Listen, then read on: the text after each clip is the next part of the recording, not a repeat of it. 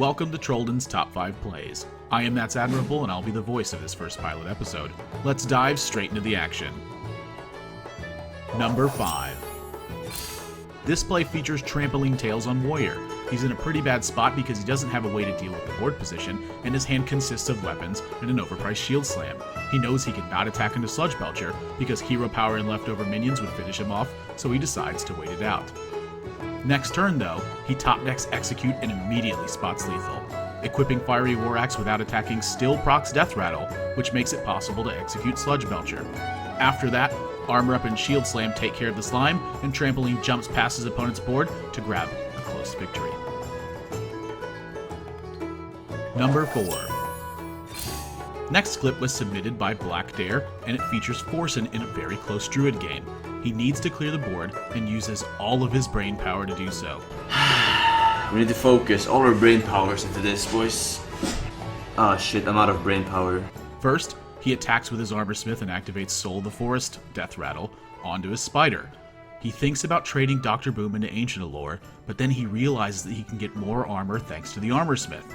Forsen attacks the Treant, equips another Death Spite, and then replaces it with Fiery War Axe, activating Death Rattle and taking care of 3 minions.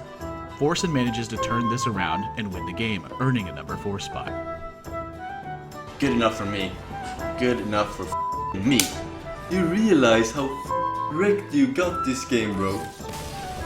Number 3. Our number 3 play features Savitz on Druid.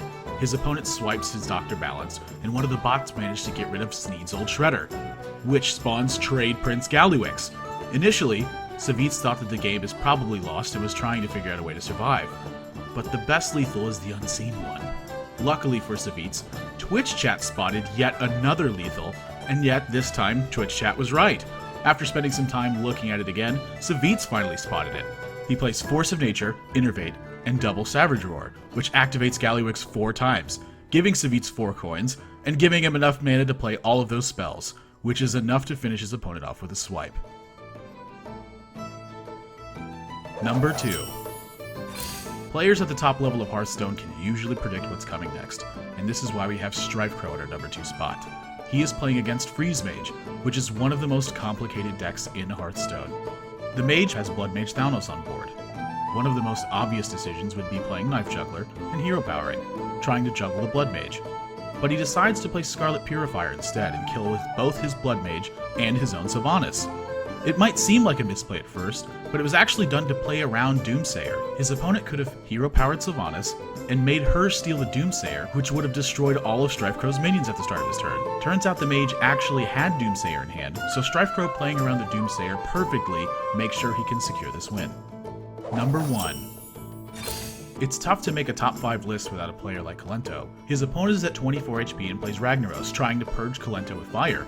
But not everyone has the luck of a Maz, so Ragnaros misses. Kolento sees an opportunity to finish his opponent off with Light Warden using Pyromancer and Circle of Healing. He sacrifices the Soul Priestess because he needs to use Circle of Healing without wiping his entire board, kills off his own Northsayer Cleric to dodge lots of fatigue damage, as he only has 3 cards left in his deck, and then plays Pyromancer and Injured Blade Master. Light of the Naru activates the Pyromancers, so that he can use Circle of Healing at its full potential, which in combination with the heal from Hero Power, buffs his Light Warden to 19 damage, and probably makes his opponent stop playing Hearthstone for a while.